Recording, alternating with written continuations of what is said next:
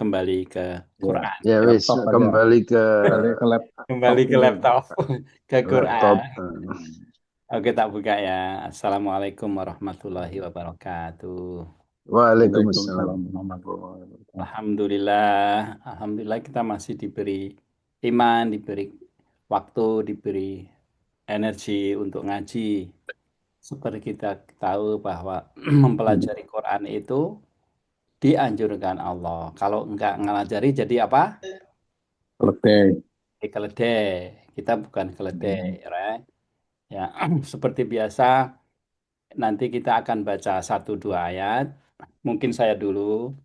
Jadi sambil belajar tahsin, ya, kemudian kita kupas isinya. Kemudian tanya jawab juga. Saya akan address pertanyaan mustari yang masih floating ya. Sama nanti kita review soal 25 penyakit itu yang udah saya kirim ya. Biasanya saya kirim dulu gitu ke WA supaya supaya karena yang saya sampaikan banyak jadi supaya bisa diserap kalau ada waktu gitu. Let me see now. Aku mau share nih.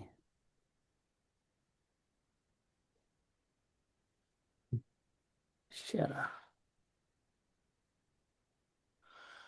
Oke, tak baca dulu ya. A'udzu billahi minasy syaithanir rajim. Bismillahirrahmanirrahim.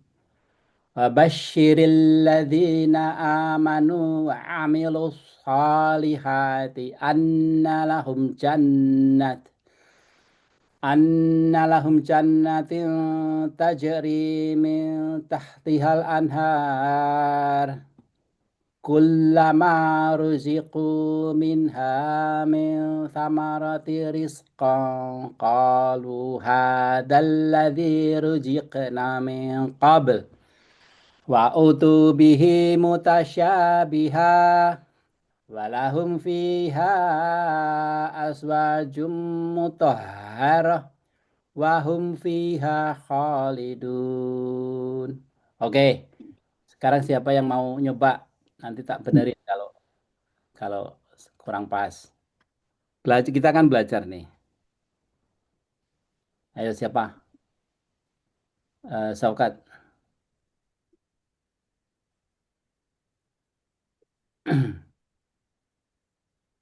Kat, bangun Kat.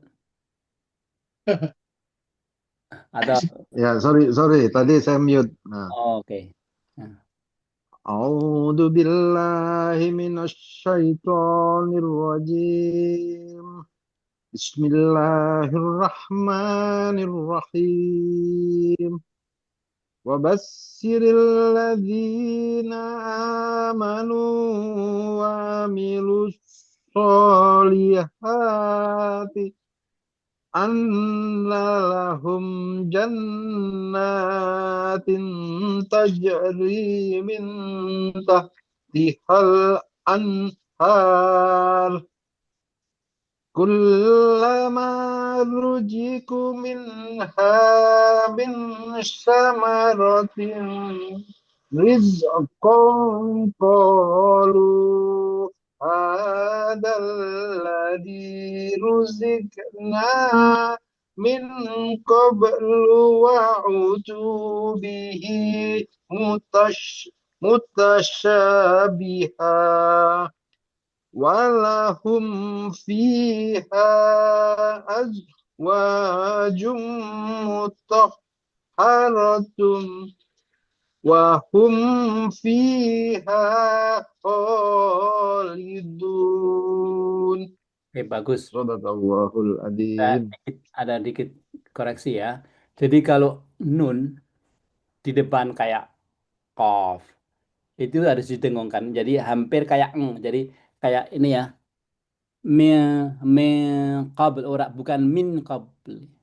Min qabl. Min Min qabl. Ya.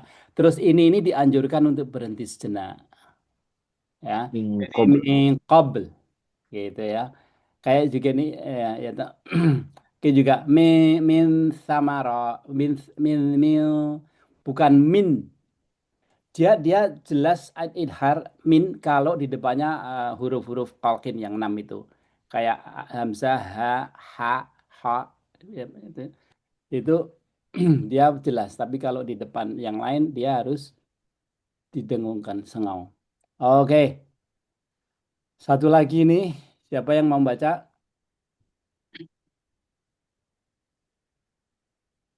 Oke, dah. Innallaha la yastahi. Ya, ini 4 nih. Karena depannya hamzah. I, ai, ini bacanya ai. Ayat riba masalam ma ba'udatan fama fauqaha. Ini nyamuk nih. Ba'udatan nyamuk. فأما الذين آمنوا فيعلمون أنه الحق من ربهم وأما الذين كفروا فيقولون ماذا أراد الله بهذا مثلا يضل به كثيرا ويهدي به كثيرا wa ma yudillu bihi illal fasiqin. Jadi kalau depannya itu hamzah, ya ini namanya hamzah ya. Ini jadi 4. Namanya mad jaiz, mad jaiz ya. Ya. Kalau yang mad ini namanya mad tabi ini dua ini. Kayak gitu ya. Oke, siapa yang membaca? Oke. Tafsirnya ini ya. Ini beri kabar gembira ya orang yang beriman, beramal soleh. Mereka tuh eh, apa di bagi mereka itu jannah, jannah apa surga. Tapi digambarkan di sini kan tajri min tahtihal anhar. Jadi kenapa? Ada yang tahu kenapa kok surga itu digambarkan kak sungai-sungai mengalir? Hah? Karena kalau di kita hidup di padang pasir ya zaman dulu ya, itu cari air itu susah sekali kan, ya. Cari air itu susah sekali, cari makanan juga susah, ya toh. Dan ya kulama rujiku minha min thamarati rizqan qalu hadzal ladzi rujikna. Jadi ini digambarkan rezeki mengalir terus ya. Kemudian juga disebutkan di sini diberi apa? Istri-istri atau pasangan yang mutahhar, yang suci, yang baik dan mereka akan kekal di sana. Ya. Ini semua adalah kiasan. Karena apa? Di Quran sendiri disebutkan bahwa surga itu ada yang tahu surga itu apa? Surga itu nggak ada yang tahu kayak apa. Apa yang terlintas di otak kita berarti itu bukan. Jadi surga itu sesuatu kenikmatan yang luar biasa. Itu di Quran dan di hadis disebutkan. Kalau digambarkan tuh kayak seluruh kenikmatan dunia ini ya kalau digabung ya kenikmatan yang luar biasa ini digabung itu cuma satu tetes air dibandingkan dengan lautan. Bayangkan, bisa bayangkan tuh. Kenikmatan yang orang ngoyo di dunia ini, makan, minum, seks, apa yang lain-lain segala macam. Itu cuma satu tetes air dibanding dengan air laut yang melimpah. Itu perbandingan antara kenikmatan di dunia dan di surga. Dan mungkin saya udah siapkan ya. Inilah dari Qurannya, maka tidak seorang pun mengetahui apa yang disembunyikan untuk mereka, yaitu bermacam-macam nikmat yang menyedapkan pandangan mata sebagai balasan terhadap apa yang telah mereka kerjakan. Jadi kalau tafsir dari Ibnu Katsir itu, ini kenikmatan surga itu nggak ada yang tahu kayak apa.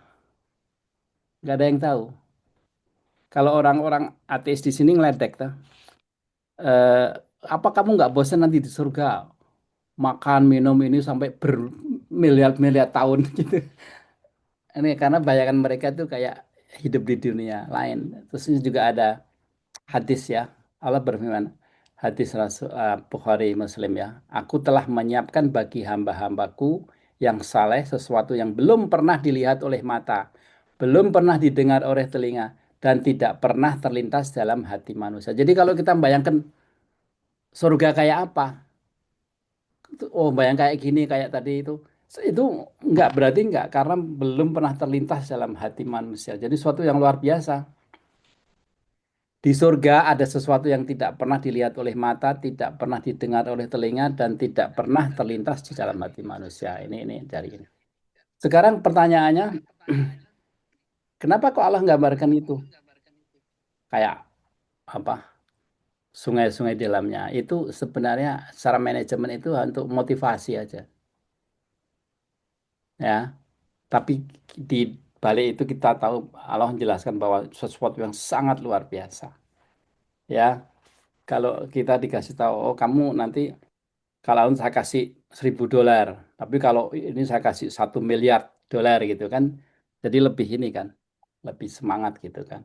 Jadi diiming-iming aja dulu. Bagi kita mungkin tajri min tahtihan ahar ya apa, apa air yang mengalir itu bagi kita biasa, malah orang Indonesia yang kebanjiran tuh bosen ya sama air. Tapi kalau di padang pasir itu sangat berharga, jadi gitu. Ada pertanyaan di sini? Ada. Saya ada pertanyaan. Hmm.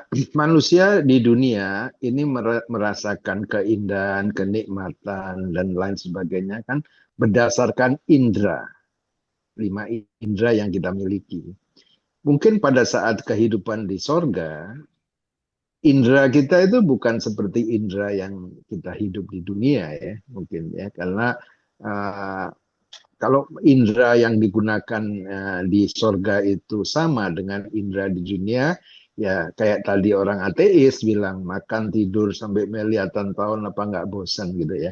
Itu kan menggunakan indera yang dimiliki oleh manusia selama di dunia.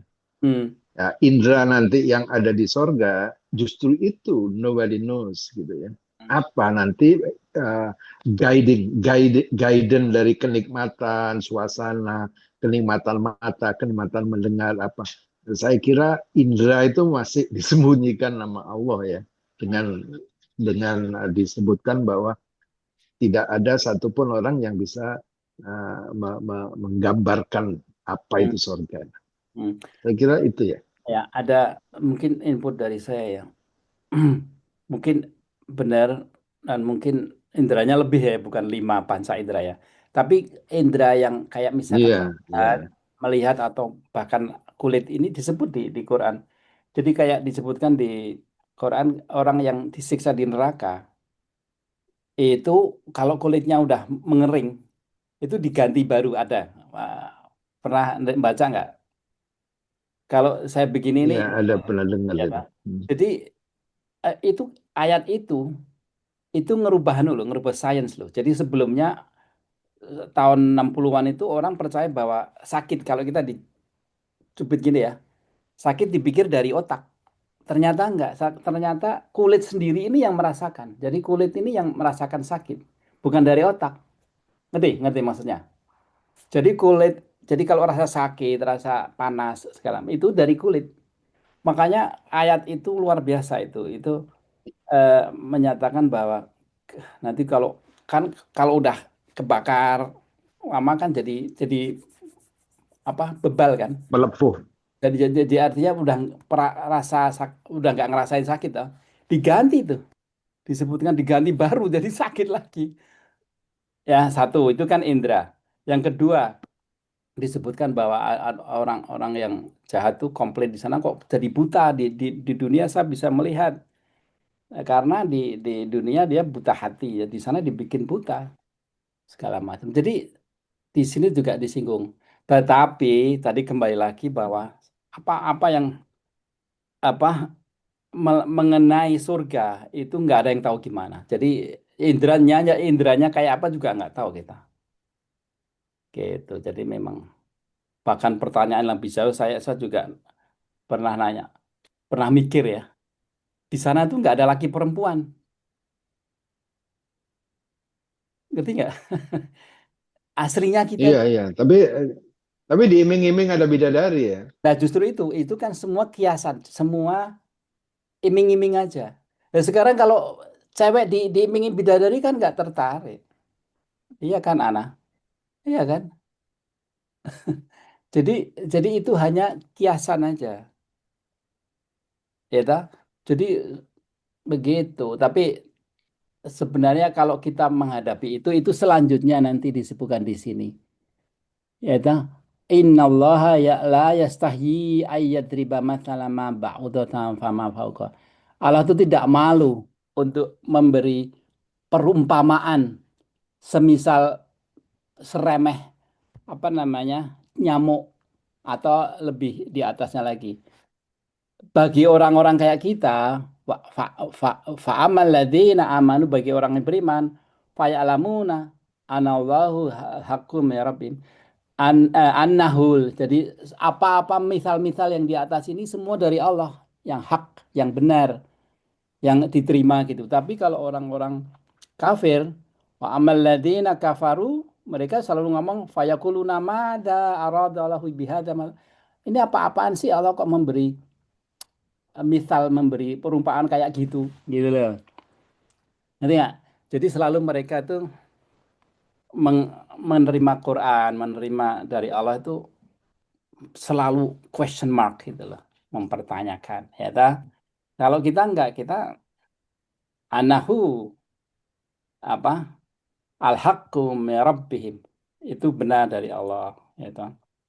Yudzillu bihi katsira wa yahdi bihi katsira. Jadi dari perumpamaan-perumpamaan dari ini itu banyak yang di yudhil ya apa yang dijerumuskan Allah, dan banyak juga yang apa namanya di diberi hidayah ya. Jadi Allah tuh bukan hanya maha memberi petunjuk tapi juga maha menjerumuskan. Hati-hati ya. Allah itu juga begitu. Jadi kita sama Allah tuh harus sopan, harus kalau Allah kan selalu nyindir, kamu kok lebih takut ke yang lain daripada takut padaku gitu kan. Sebenarnya kita itu kalau tahu, kalau kita bayangkan Allah tuh kayak apa luar biasa, itu kita sebenarnya takut setengah mati ya. Kayak pernah cerita kalau nanti kapan-kapan kita ngobrol soal apa namanya riwayat Rasulullah itu namanya apa? Mempelajari hidup Sirah Rasul. Nabawiyah. Ya, ya, ya. Rasulullah itu kalau dengar adzan tegang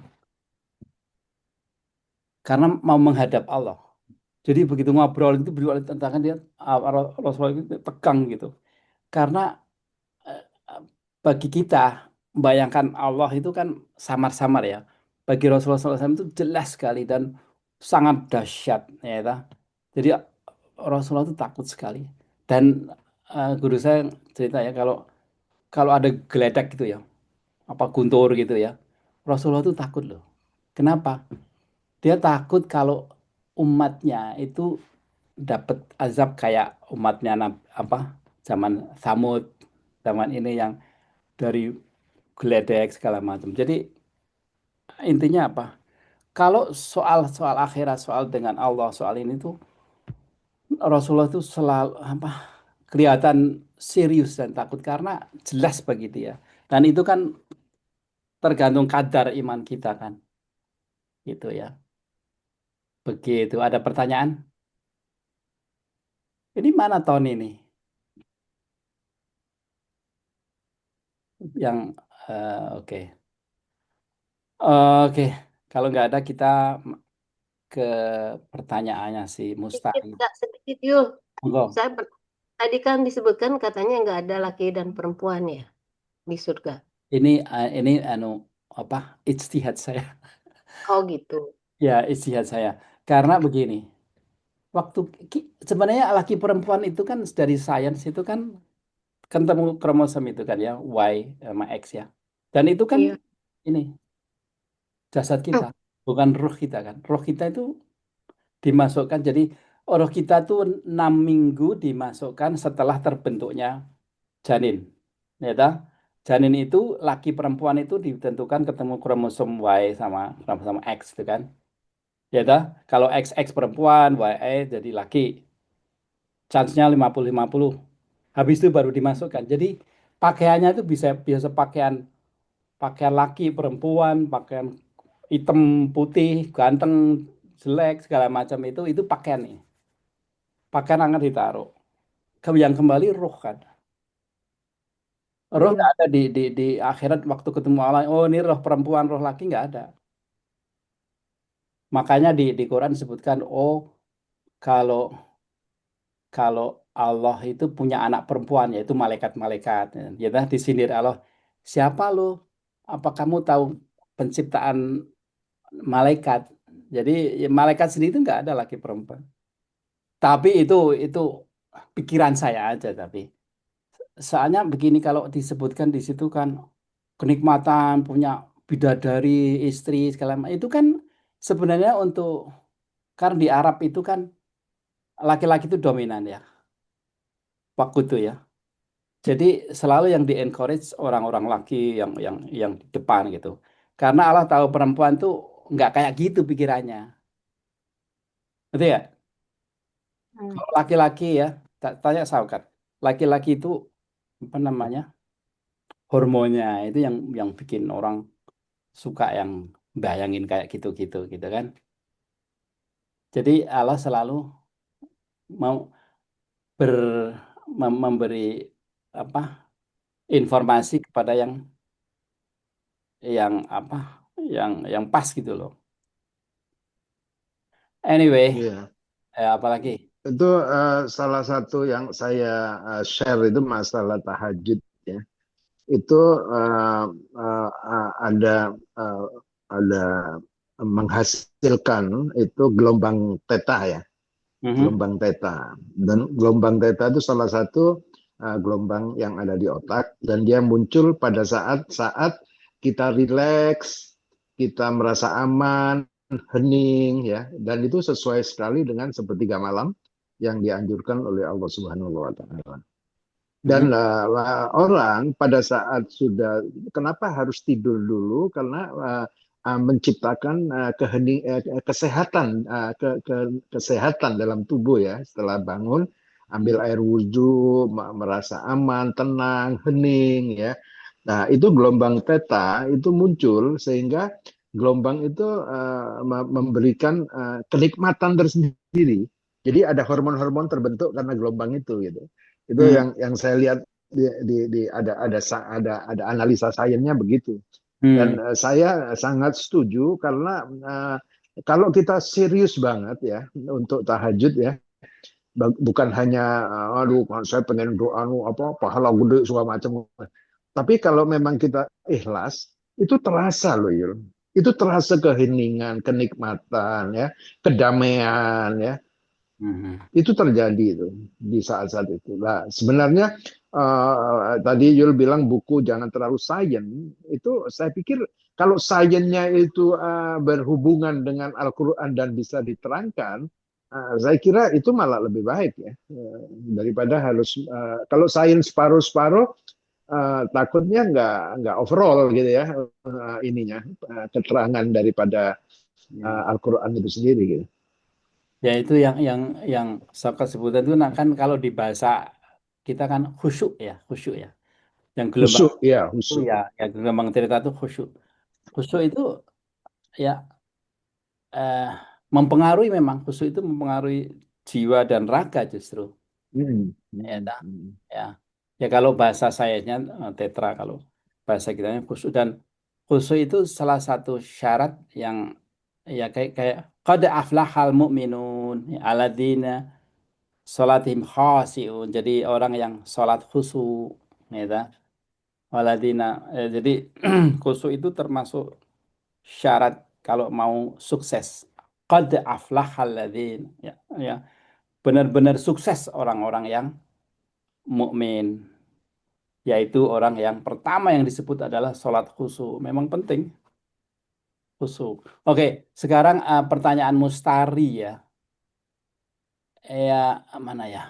Ini saya pikir-pikir ya. Jadi memang Mustari waktu itu tanyakan kalau ada lintasan hati, kayaknya saya sendiri nih yang tahajud, gitu kan? Ya, ya Mustari ya. Kami Iya betul. kemudian itu kalau sekadar bisian tidak menetap ya statusnya ya. Maksudnya kadang-kadang itu hukumnya tidak berdosa karena Allah maafkan, ya toh. Jadi kalau masih lintasan-lintasan ini saya bikin semakin semakin parah gitu ya. Jadi kalau tapi kemudian kalau menjadi lagi, saya memang lebih rajin dari orang lain. Hebat saya bisa tahajud tiap malam. 1 juz gitu ya. Kalau ini udah bangga, membanggakan diri, statusnya udah bangga atas diri. Lupa bahwa semua karena Allah kan kita tuh diberi petunjuk bisa begini begitu karena Allah suka kepada kita, kita dibukakan hati kita. Itu udah menjadi penyakit hati. Berdosa bila dibiarkan, tapi selalu di- kita diajarin di dalam agama ini selalu ada yang disebut kalau di bahasa komputernya itu diiris atau di delete ya ta? Itu kalau bahasa agamanya itu bertobat. Tobat itu kayak menghapus atau delete suatu Mengedit ya, mengedit ya, mengedit. edit, mengedit, mendelete kayak masuk ke trash. Jadi kalau kita karena yang bisa mengampuni, membersihkan itu hanya Allah, makanya kita harus ke Allah. Jadi itu. Jadi pertama kalau ada lintasan itu langsung astagfirullah gitu ya. Astagfirullahaladzim. Ya. Ya, kayak bisikan-bisikan, kayak kayak Saukat, wah aku mau istri yang keempat. Nah, itu astagfirullah gitu. Ya. Terus kemudian yang ketiga, ria. Jadi ria terlintas ingin dipuji. Wah, kalau orang tahu saya tahajud pasti mereka kagum. Hanya meskipun dalam hati ini masih dalam hati ini. Itu niat mulai bercampur. Bahaya kalau dibiarkan bisa menjadi ria. Ria anas ya. Ya toh? Eh, itu tingkatannya ini apa namanya? Mu- Mustari ya. Kemudian kalau dipamerkan langsung sholat tahajud lalu cerita ke orang supaya dipuji. Itu amaliyatnya untuk manusia itu ria anas itu. Itu ria nyata atau sirik kecil ya. Tapi kalau kalau saya sendiri saya selalu kalau ke anak, ke teman gitu, saya ngomong saya tiap malam tahajud 1 juz. Ya, itu insya Allah niatnya saya bukan bukan ria, tapi encouragement apa supaya ini saya ceritakan Mengajak ya. ya Betul. ya manfaatnya itu perlu karena kalau dari kita belajar sejarah ya imam-imam kayak Imam Ghazali itu Ibnu Sina itu semua mereka tahajud tiap malam tuh 1 2 juz tuh dan itu guru saya bilang itu bagus untuk ya untuk iman, untuk otak, untuk hati, untuk fisik segala macam. Kemarin ya hari Minggu itu saya ketemu saudara-saudara ya, teman. Dia bilang yang belum pernah ketemu, saya suruh nebak umur saya, dia bilang di bawah 60. Katanya masih kenceng gitu. Terus dia rahasianya apa? Saya bilang saya itu udah bertahun-tahun tiap malam tahajud 1 juz 1,5 jam ini, Mam. Nggak pernah putus. Ini bukan saya pamer, tapi apa ya? Saya tuh ingin orang tuh Encourage ya, encourage. menarik. Jadi begini, bukan hanya baca Quran. Oh, kan ada di Quran kan bangunlah kamu malam bertahajudlah kamu supaya kamu nanti dibangkitkan makom mahmuda itu kan. Jadi saya pengen orang itu baca Quran itu bukan hanya bacaan aja, tapi dijalankan. Saya awalnya dari itu apa namanya dalil saya ngomong itu karena saya sendiri tahu kan Rasulullah SAW itu tahajud tiap malam itu wajib. Kemudian semua imam-imam yang scholar-scholar yang kayak Ibnu Sina apa Imam Ghazali itu karena mereka juga ngomong. Kalau mereka nggak ngomong kita nggak tahu kan. Kita nggak tahu mereka tahajud. Ternyata kita tahu mereka tuh tahajud tiap malam 1 juz 2 juz karena mereka ngasih tahu. ya tah? Dan itu kalau ukuran apa Imam Ghazali itu nggak mungkin dia ria, ya tah? Itu eh, yang saya lakukan. Terakhir itu menjadi kesombongan kalau begini, saya lebih baik dari mereka, mereka malas, saya yang paling bagus. Nah, itu menjadi takabur, itu menjadi dosa besar. Ngerti nggak, Mustari? Jadi kalau Ya. melintas saja nggak apa-apa. Iya. Ya toh? Kayak tadi Saukat, aku pengen ini istri yang keempat itu kalau cuma terlintas nggak apa, Saukat. Terus astagfirullah gitu kan. Ya, Oh, enggak, alhamdulillah. alhamdulillah malah. Innalillahi. Ini Satu lagi, Yul, ya ya. satu lagi ya, ini penting ya. Saya baca kan, jadi dalam beberapa buku itu menunjukkan untuk bisa belajar bahasa tubuh.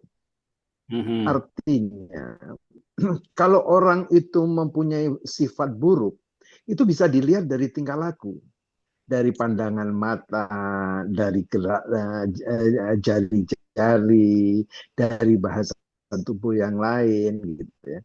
Dan sebenarnya itu bisa dipelajari dan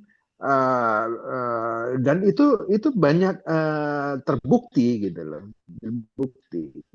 Jadi contoh misalnya saya bicara sama seseorang, terus 5 menit aja dia ngeliat jam gitu ya, ngeliat jam. Artinya dia kan udah bosen sama pembicaraan saya gitu. Nah, kita harus introspeksi hal-hal seperti itu.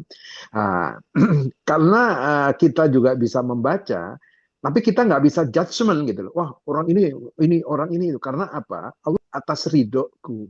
Jadi kita misalnya saya sama Mustali ya, Mustali. Saya ke rumahnya Mustali gitu ya.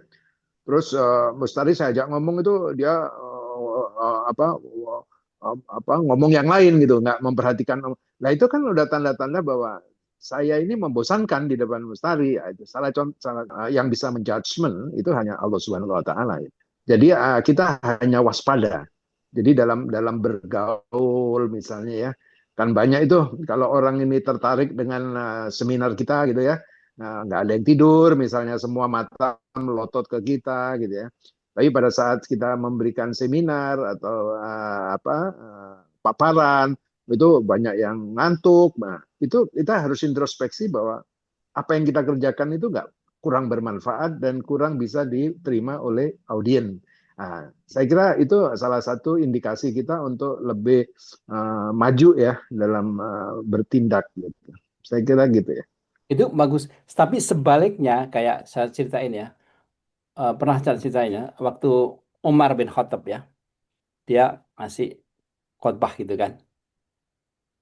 Di depannya itu ada Abu Bakar, sudah ada orang banyak gitu. Orang tuh sampai terpukau ya, saking bagusnya. Nah. Terus dia turun dari mimbar. Terus dia apa? Dia nanya ke Abu Bakar. Abu Bakar, apa Abu Bakar melihat kekurangan dari apa ceramah saya, dari khotbah saya? Ya dah, ngerti nggak? Abu Bakar bilang apa? Ada. Kaget dia loh. Kok dia mikir kan udah mantep gitu kan. Apa kekurangannya? Pertanyaanmu gitu. Si Abu Bakar bilang gitu. Karena dengan dia nanya Abu Bakar, gimana khotbah saya itu kan berarti udah ria anas kan? Ngerti? Iya. Eh, itu tingkat Umar bin Khattab masih bisa bikin kesalahan gitu. Terus dia bertobat gitu. Ngerti nggak? Kan digambarkan kalau Abu Iya. Bakar itu imannya itu kalau ditimbang dari seluruh manusia di dunia itu masih berat dia imannya. Ngerti nggak? Dari manusia biasa ya, Abu Bakar itu imannya luar biasa. Makanya dia bisa waktu perang Badar itu kan butuh anu Abu Bakar rumahnya ini semuanya dikasih semua untuk biaya perang. Ya dah. Jadi kayak gitu.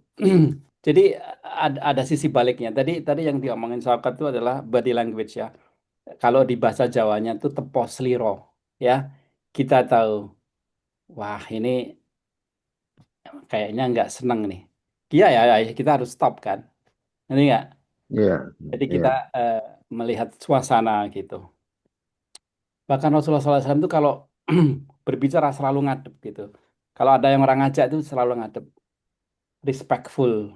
Karena apa dia bisa Iya, melihat iya. body language, namanya tadi ya disebut Saukat itu body language ya.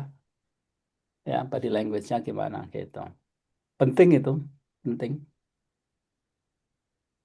Tony, ada pertanyaan, ada jawaban? Nggak, masih ini Masih dengerin dengerin? dulu lah, Oh ya, ya. Oke. nyimak dulu nyimak. Ini ini saya kasih template ya. Tapi kalau ini diganti dengan bukan tahajud, yang lain-lain juga bisa diresapi. Ini saya bikin ini urutan ini ya supaya kita tahulah sampai di mana kita. Jadi pertama itu kalau masih khawatir, masih lintasan hati itu langsung kita harus astagfirullah gitu. Tapi kalau udah mulai ujub ya kita penyakit hati kita harus lebih serius lagi. Ya toh. Kayak contoh yang lain apa kemarin Mustari itu apa siapa yang ngomong ya yang punya mobil mewah gitu kan ya niatnya apa itu ya toh. Wah saya sendiri yang punya mobil mewah bangsanya gitu itu juga hati-hati soalnya pada akhirnya menjadi takabur merendahkan orang lain ya begitu masih ada waktu ada pertanyaan Ana Yoyon Pak Prof Belum. belum Itu Iya. kan yang satu template satunya lagi kan mengenai penyakit hati itu ya, yang ya ini 25 itu. lagi saya buka ini. Jadi Ya, ini kan Juha tanya ya, mana yang serius, yang penyakit yang serius sedang ini saya bikin begini ini apa? Kalau dari Imam Maulid ya, ya kayak sombong jelas kayak itu penyakit yang parah ini. Kalau kita kan hubungan dengan penyakit ya, penyakit yang parah itu kayak hasad segala macam. Tapi kalau yang ringan itu kayak malu malu yang tercela apa ya kayak bergantung pada hal remeh itu masih ringan lah tapi penyakit tapi masih ringan kalau mencari popularitas itu sedang kayak gitu ya ini pendapat saya nanti bisa di anu. Tapi ternyata banyak yang parah di sini kayak dendam ujub ya toh. iya. Itu parah parah Tiga, tiga penyakit yang kalau saya lihat di 25 ini yang mungkin yaitu pandangan saya itu ada tiga sebenarnya. Yang paling parah itu memang kesombongan. ya Sombong itu betul yang paling parah dan itu sudah dicontohkan iblis gitu ya. Dan itu ya akan dilaknat oleh Allah Subhanahu wa taala. Untuk absolut menuju sombong itu seperti yang tadi disampaikan Mas Yulianto itu. Tahapannya mungkin dari ringan dulu, ya nyerempet-nyerempet di situ. Selama kita tidak bisa mengobati itu ya, akhirnya akan menjadi riak dan akhirnya menjadi ya sombong. ini Jadi betul kalau sudah sombong itu sudah jadi penyakit hati benar.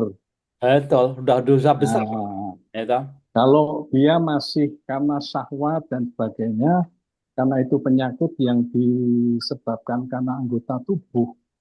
Ya contohnya Adam dan Hawa itu boleh dikatakan kan itu penyakit itu bukan karena sombong tapi syahwat. Sehingga masih bisa diampuni oleh Allah. Tapi Betul kalau sudah menjurus ke sombong, itu ya yang sudah betul-betul akan dilaknat.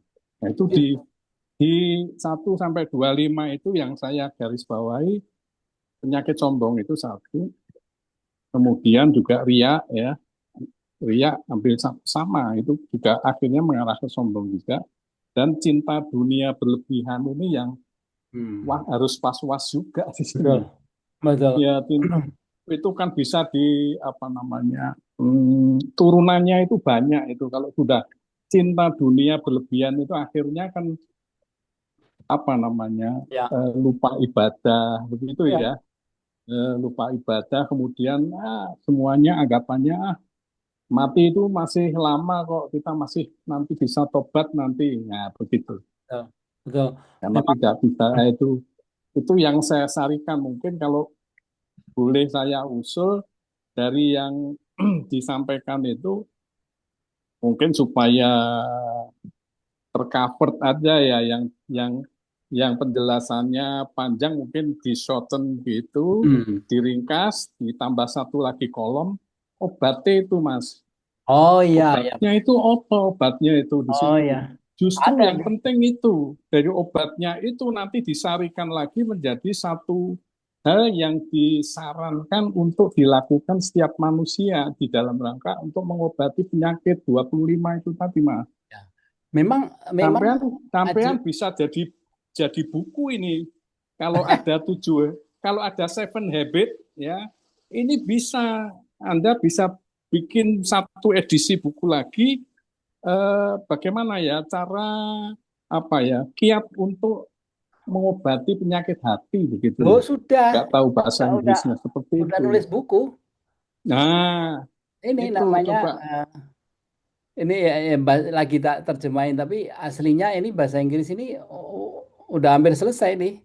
Jam Oh, 25 itu sebenarnya dari buku saya tuh. oke oke. Ya ini ya saya kupas habis-habisan dari obatnya juga. Jadi kayak makanya saya lagi terjemahin pelan-pelan ya. Jadi coba ke yang inilah yang apa namanya? Tadi apa? Kesombongan ya. Ini saya coba coba tak langsung ke kesombongan. Saya kupas habis-habisan ini dari kuliah guru saya ya sama buku apa namanya? Arogan ya. Dari Hmm. jadi buku aslinya ini dari Imam Maulid nih ya. Ini saya terjemahkan intinya bahwa arogan itu blindness, kebutaan ya.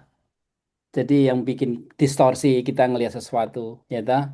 Secara psikologis itu memberi ilusi-ilusi yang superior itu kita merasa hebat, padahal kosong itu. Ya, ya.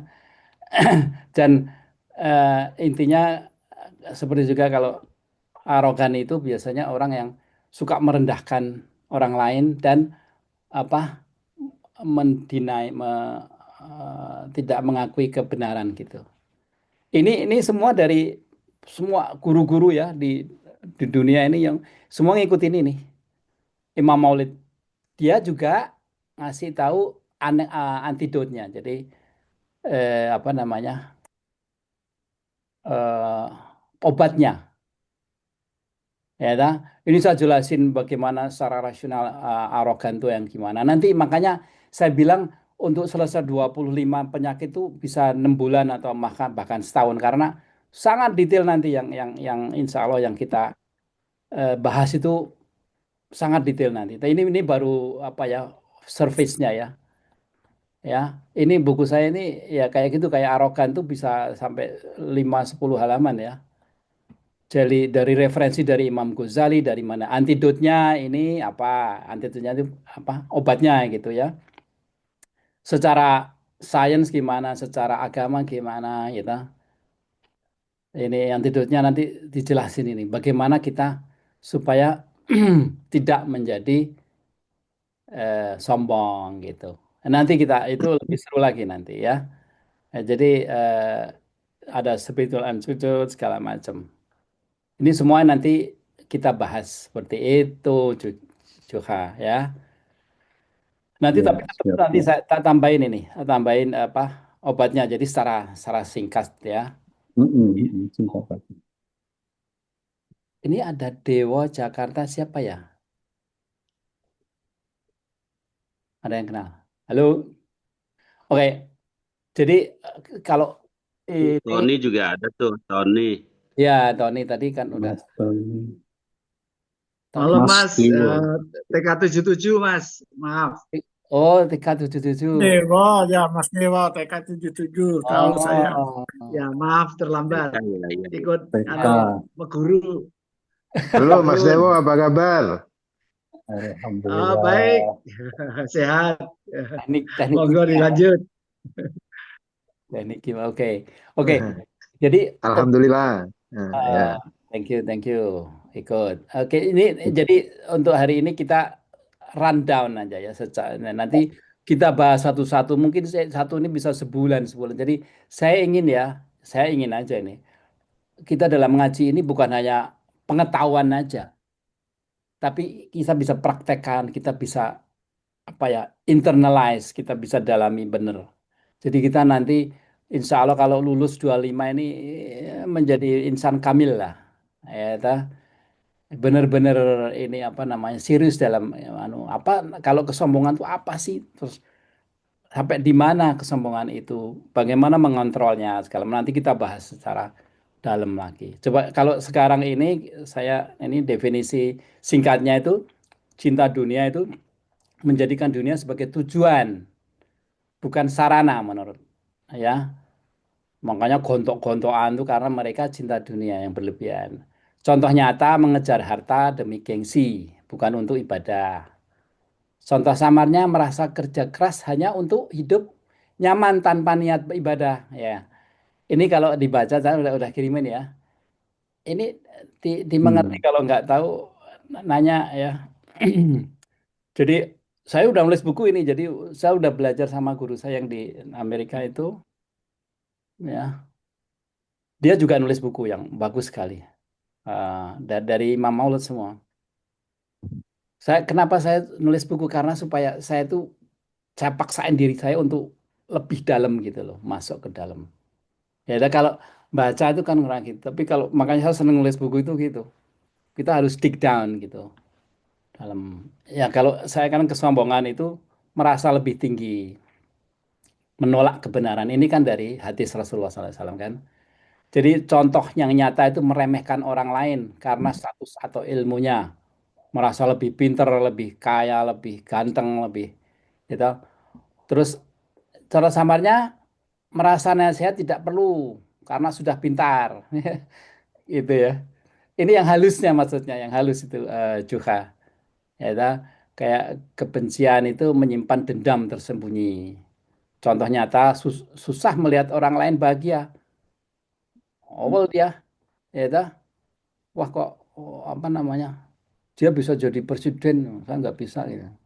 Menyindir halus orang yang pernah menyakitimu itu juga termasuk benci, ya. Yang susah dimengerti ini yang ini yang perlu dibaca ya. Saya kira bisa dibaca sendiri. Kita batasi ngaji kita 1 jam, 1,5 jam ya.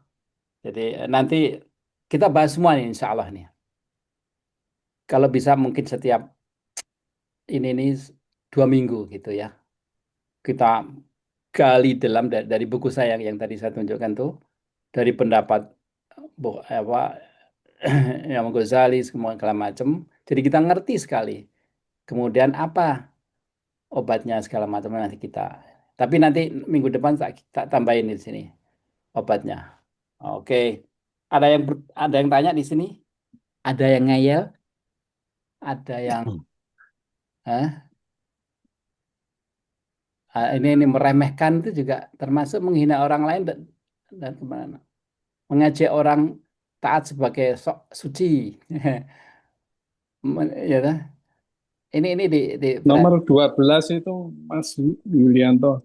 Nomor 12 itu kan malu yang tercela. Itu mungkin rada agak susah ini ya. ya. Ya, Sama harusnya mungkin malu dengan kebaikan ya. Kan oke. malah tercela. Jadi kalau yang ini sudah benar definisi singkatnya itu malu melakukan kebaikan karena Karena manusia malu. kan. Ya. Bukan malu yang tercela, tapi Ah, malu dengan yang baik gitu loh. Mau iya. sholat takut-takut sembunyi-sembunyi pada ya kan?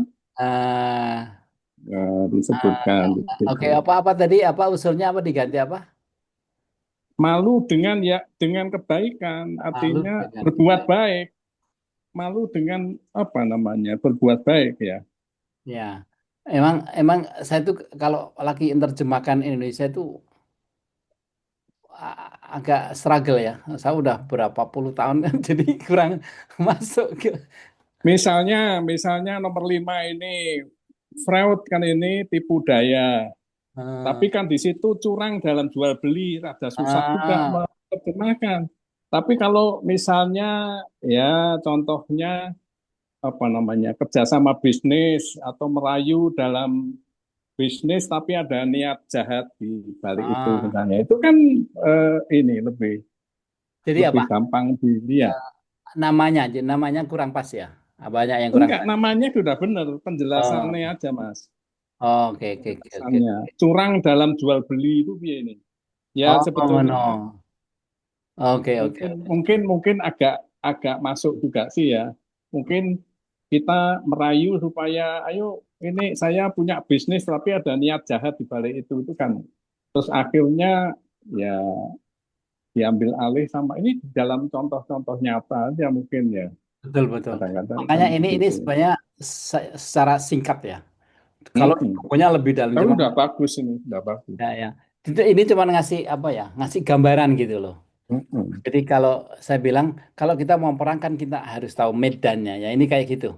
Kita tahu medannya kayak apa gitu. Karena kita itu sebenarnya memerangi penyakit hati itu lebih dari disebutkan waktu itu kan Rasulullah SAW waktu pulang dari apa perang Badar kan Rasulullah ke sahabatnya ini kita pulang dari apa dari jihad kecil menuju jihad yang besar.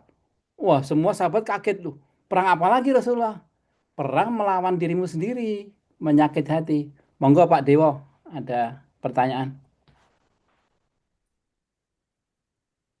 Halo, Terima kasih, Mas. ya, Aduh, salam kenal nih. monggo. Maaf, baru gabung terlambat. Monggo. Agak penasaran aja. Ya, Kalau di penyakit fisik itu kan ada yang namanya medical check up untuk mengetahui kesehatan fisik seseorang gitu ya. Yang dimaksud medical check up ini adalah medical check up yang keseluruhan gitu loh. Hanya sekedar melihat apakah uh, organ-organ seperti gigi, telinga, mata itu diperiksa. Tapi tindakannya tidak dilakukan pada saat medical check up itu. Jadi semacam memotret lah itu mhm. kalau dari penyakit fisik itu. Nah, artinya kalau secara medical check up itu nanti ada kesimpulan, oh sehat, ya kan, hanya perlu dimonitor kolesterolnya tinggi, ini berkaitan dengan jantung, ya kan. Mhm. Diobati kan gitu Nah, ya Mas. ya, ya artinya potret tentang kesehatan seseorang Ya, secara fisik. ya, ya. Nah, kalau di dalam kesehatan jiwa, ini kan tadi disebut penyakit, ya kan. Nah, ada penyakit hati, ya kan gitu. Nah, sekarang hati yang sehat itu gimana cara medical check-nya gitu loh, Mas. Ya, ya, ya. Waterbound. Diagnosanya ya, diagnosanya. Ada kalau makanya di buku saya itu yang pertama yang saya sebutkan bagi apa sih definisi apa hati yang sehat yaitu sebelum saya masuk ke penyakit itu memang benar ini struktur dari Imam Maulid itu ya dia ngasih tahu hati yang sehat itu kayak gini gitu jadi kita setelah itu baru melihat apa namanya penyakit-penyakitnya benar tadi memang cara berpikirnya Pak Dewa benar jadi ini nih sound heart hati yang sehat jadi meaningnya morality segala macam itu dijelaskan dulu sama dia. Saya juga ngikutin dia. Gitu. Nanti kalau makanya bagus juga ini koreksi. Jadi nanti mulai minggu depan kita ngomong soal jiwa atau badan atau hati yang sehat itu kayak apa dulu. Jadi kita bisa ada referensinya kan. Baru gitu terus masuk ke penyakit-penyakitnya, penyakit kanker, penyakit segala macam gitu kita baru ngomong. Ya memang pertama kita harus ngomong the sound heart, hati yang sehat. Dia sendiri ngomong begitu. Saya mulai dengan hati gitu bla bla bla bla bla benar-benar cara berpikirnya Pak Dewa benar dan di buku saya memang di buku Imam Maulid juga begitu definisi jadi dokter itu kalau mau diagnosa kan dia ada referensi ini yang sehat kayak gini nih jantung yang kayak gini nih yang sehat nah terus wah kamu jantungnya kok melewat gini nah gitu ada kontras Berarti, berarti nanti Mas Yulianto harus bikin tool namanya diagnostik ya, diagnostik Kolbun ya, Kolbun diagnostik. Di mana, Oke, ya, iya kan? ya, Kolbun diagnostik itu mulai dari apa? Sebagai dokter kan ini, ya, oke, saya cek parameter-parameternya, ini gitu. dulu, parameternya ada di situ misalnya. Oh, Ya, ini. Yang tahu sopo, yang tahu ya si Pulan sendiri. betul, Nggak bisa betul, tahu juga hati seseorang kan nggak bisa, paling ya indikasi aja. betul. Ini. Kasih Ya, nasihat begitu. ya, Itu ya, aja. Pak, bagus, bagus. Itu usul yang kedua yang bagus dari Pak Dewa sama Juha ya. Nanti, nanti ada di sini semua itu yang diomongin. Karena bapak-bapak ini pintar-pintar ya. Jadi sudah cakep nih sama ini rasionalnya. Terus nanti bisa menjadi parameternya apa sih? Yang sehat kayak apa, yang sakit kayak apa gitu kan? Ada tuh. Nanti saya saya mulai minggu depan deh, kita mulai dari hati yang sehat, parameternya gimana, ya toh. Jadi diagnosanya gimana. Dan ini saya bukan hanya ke apa hadis Quran juga, tapi juga dari buku-buku dari Hindu, dari Bible, dari ini segala macam. Karena apa? Waktu kita ngaji pertama Al-Baqarah itu kan disebutkan ya, kita percaya pada ini juga percaya pada buku-buku sebelumnya gitu kan. Saya praktekkan di sini. Ternyata banyak juga yang bagus-bagus dari Buddha, dari Hindu, dari apa apa Bible yang asli ya, yang belum di ini bagus-bagus. Jadi wawasan kita lebih luas nanti. Tentu saja referensi yang paling ini di Quran dan hadis ya. Al-Quran. Ini saya udah ini bahkan saya bikin apa dari segala sudut ya, dari Islam, dari Kristen, dari Hindu, Buddha segala macam itu gitu. Baguslah jadi kita minggu depan kita mulai ulas bagaimana hati yang sehat, apa kriterianya ya segala macam baru setelah itu kita masuk ke penyakit ya gitu ya. Jadi ini Yul, Oke. Nah, mhm, Yul, mhm, itu Yul eh, mengenai referensi dengan eh, kitab-kitab yang lain itu, mhm, saya pernah dapat ceramah ya dari yang dengan mhm, ceramah itu. Eh, mhm, Umar itu Umar Khalifah itu pernah membawa satu kitab gitu ya, Bu. mhm, Lalu ditanya Rasulullah, apa itu? Ini adalah kitab Injil. Saya mhm. mau ini. Marah Rasulullah. Kenapa baca Ya. kitab yang selain Quran katanya? Oh, really? Ada hadisnya itu. Kalau saya sih Wah, berdasarkan ini kan disebutkan waladina yu'minuna bima unzila ilaika Al-Quran wa ma unzila min qablika yang iya, diturunkan sebelum iya. kamu. Makanya itu saya cuma ini apa tuh eh, pernah Hmm. dapat ceramah itu. Ya, Oke, oke.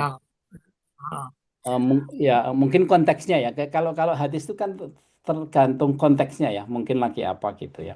Tapi secara ya. keseluruhan itu memang banyak kalau kita pelajari ya Injil terus apa Taurat itu udah diubah nggak karuan deh. Udah dirubah nggak karuan. Ya Ya, mungkin harus mungkin hati-hati. maksudnya supaya tidak terbias Ya, dari kitab-kitab sebelumnya yang sudah ya, banyak berubah ya. Kalau ya. masih mengacu kepada sesuatu yang asli, ya itu memang di Quran disebutkan memang, Ya. tetapi kan yang paling sempurna, disempurnakan itu adalah kitab terakhir yang Absolutely. diberikan Oh ya, wahyu. itu Nah, itu mungkin maksudnya seperti itu. maksudnya Pak Tony. Iya, ya betul. Cuman ya, padahal kalau kita lihat ya pada zaman Rasulullah itu kan mungkin penyimpangan terhadap kitab Injil ataupun Taurat itu kan mhm, nggak sebanyak sekarang gitu, mungkin ya. mhm, Kan mhm. para para pengikutnya mungkin nggak sebanyak sekarang, nggak tahu ya. Tapi pada saat itu aja Rasulullah Oh, melarang si hmm. Khalifah Umar untuk membaca kitab selain Al-Quran. Ya, ya, ya. Memang kalau ke fikih ya, ya. Kalau ini kan sebenarnya apa ya? ini kan kayak science ya, kayak yang saya ambil tuh dari segi informasinya aja. Jadi apa kayak di Injil itu Yesus ngomong, kamu melihat dunia ini seperti nyebrang jembatan gitu. Dia bilang begitu. Apakah kamu kalau nyebrang jembatan itu kamu akan bangun berhenti di jembatan itu terus bangun istana kan enggak gitu loh. Ngerti nggak? Itu salah satu Oh, ajarannya which is beautiful kan. Jadi jadi hidup di dunia ini jangan jangan kayak kamu berpikiran ini kayak nyebrang jembatan aja. Ya toh, secukupnya pokoknya bisa nyampe ke situ gitu. Jangan terus berhenti bangun gitu. Itu kayak gitu saya ambil tuh dari itu karena dari Bible yang asli yang indah itu yang saya ambil. Tapi jelas itu oke. paling 5% atau tapi tetap saya karena mau sebenarnya itu saya itu mau mau ini loh, mau menjalankan ini loh. Perintah Allah bima unzila ilaika wa ma unzila min qablik. Jadi saya nggak mau ignore 100% yang sebelumnya. Ternyata bagus kok, banyak sekali kayak di Buddha, Hindu itu luar biasa yang sebenarnya ada di Quran tapi dia cara menyampaikannya itu bagus tuh karena mereka udah beribu-ribu tahun tuh. Seperti itu gitu ya. Jadi bukan fikih atau untuk ibadah tapi hanya sebagai apa referensi yang lebih mudah kita ngasih tahu kayak contohnya tadi yang dari Yesus. Begitu. Oke, bagus pertanyaan, bagus-bagus ini. Siapa lagi? Ana ada usul, ada jawaban? Ya, nanti ada Yes. berangan-angan kosong, fantasi itu nggak boleh tuh.